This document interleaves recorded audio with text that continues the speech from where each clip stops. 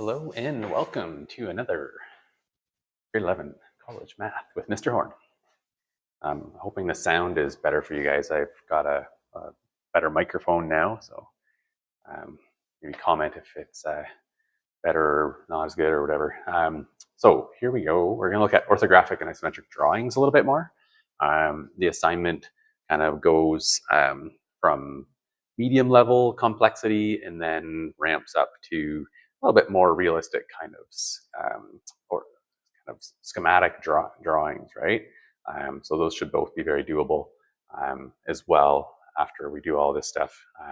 You're probably already there anyways, but I'll do these ones just in case you need a little bit of help. So fill in the blanks kind of thing going on here, where we have the something of three-dimensional figures are two-dimensional. One way to show three-dimensional objects is an isometric drawing, which is sort of a three-dimensional corner view. But we're talking about the ones where you do the front view, top view, side view kind of thing. And those are called projections. So that should be review from what we looked at previously. And so if we're looking at the top view of this refrigerator, pretty simple one. It's just a 2x2 square from the top, right? So let's do like a 2x2 square from the top. And then from the front view, we're going to line up the sides, but we're going to do a 1, 2, 3, 4x2 rectangle.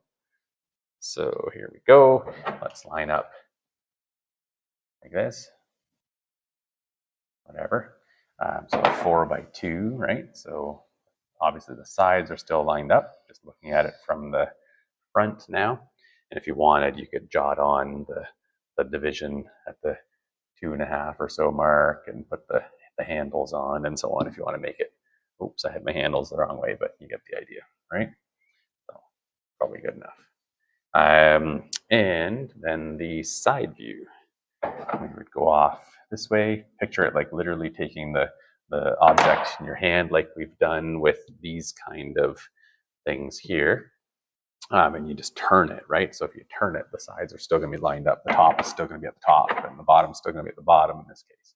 So we're going to have that. And then we just have to look back at the original here and see, oh, it's too wide. So let's make it too wide, and so on. So that's your super easy, but good to get the details right about the way the green lines are lining up the tops and the bottoms and the sides and so on. So that one should be pretty basic, I hope. And the next one would be, this one's a little weirder. But let's figure this one out. From the top view, you would see these three surfaces. So you're going to have a square on its own and then a rectangle beside it, right? So that's going to be like this, where we're going to have a square on its own and then a rectangle beside it. Like that so far, and looking at that thing. And then we're going to have beside that rectangle here and here, rectangle 1 and rectangle 2 kind of thing, we'd have that, right? So rectangle 1 and 2, if you wanted to sort of help make sense from one page to another. And this one, jot down here to be a front view. So I did top view like that. Let's call this like front view.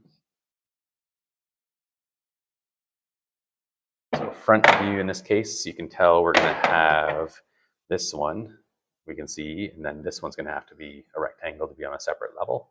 And then we're going to have a 2x2 square beside it. All right, so let's do that.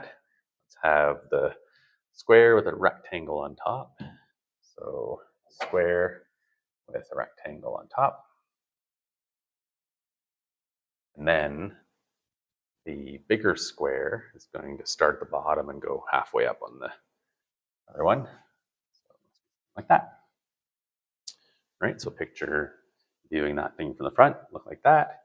And then from the side view, we would just have like the side, if I'm thinking of from, I could have done this as the front, I guess. It doesn't matter, I suppose. But we're going to rotate it now the other way. So we're going to have a rectangle, we're going to have a square, and we're going to have a rectangle from that view. So let's do that. So I almost want to tempted to just do them with those colors that I did, to be honest, but make this one be red. But so let's go back here. We've got the rectangle with square on the top. Square on the top. And then there's just a little square on the very bottom. As we're rotating it around from one view to the next.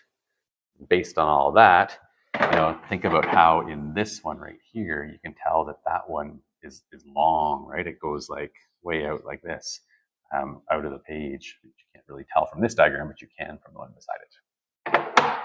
Right, so just a reminder how those are supposed to work, what they look like, and so on. So this one's not any harder by any means. I might just leave this one. Well, I guess it's not on the main page for assignment, so I will do it. So top view, coming from down from the bottom, we're going to see this rectangle. Notice this one's a little misleading here. That's one square sort of deep, you want to call it. And then we have another square deep, and that's the top corner, right? So you need to sort of visualize that top, that sort of piece. And so from the top, you're going to see that rectangle. That's this one. And then you're going to see this rectangle, right? You're going to see that rectangle, but you're going to be viewing from the top. It's only going to be that wide from the top. So it's really just another rectangle like this, right? And some people might like shade that one as well to sort of show that it's on an angle. So like if it was this thing was painted all the same color, it would look different. It would be like a darker shade because it's on an angle. It's not going to reflect as much light towards you. So that would be that one. And then the top view is like that. Then the front view we're doing next. So front, they're showing from this side. And so you're picturing seeing like the three squares, then two, and then one, and then connecting it kind of, right? So let's have that lined up. We'll have the one square at the top. We'll have the three squares. And we'll have the two. We'll have the one, and then it just connects. So that's the front view. And then the view from the right. From this side, you can see you're going to see from this side here, this rectangle, and then all the way up to the top, basically, right? So you're going to see, think of it as this rectangle here. Of course, it goes in perspective this way, in reality, right? So we have the rectangle on the bottom lining up. So I'll show that again. Rectangle on the bottom. So it is 2 wide, and then the rectangle that visibly goes up 2 squares, right? But actually drops back and goes sort of along a hypotenuse there, if you will, from our other work, right? So you could shade this one too to show that it kind of goes backwards as well. So this maybe should just be blue like the rest of the diagram, but you get the idea. Right? So hopefully that's making sense. Hopefully you can extend that skill farther. Yeah, this is just what we just did there. The things, right? Showing the pieces. But it's better when it's on the drawing. So this is one of the assignment ones up at the top. And this is the other one. So I'll just go up to the top here. I have it on there twice just because it was separate pages, but I put them together to one. So you're looking at doing a set of orthographic drawings from that one. And it's labeled as front, right, and so on for you. And then, the ones that are a little more realistic make you working towards doing like actual diagrams for useful parts and you buy from a company for whatever purpose, right? And then this one is just basically showing, like getting you to point out like what like orthographic view 4 corresponds to what. So in 4, you list what it corresponds to, and I'll just do this one with you. It's pretty obvious that that's that one, right? So that would be G, and so on. So you should be able to identify which orthographic view corresponds to which surface. And it's, so in this one, one of these is going to be A, one of them is going to be F, one of them is going to be C from that point of view.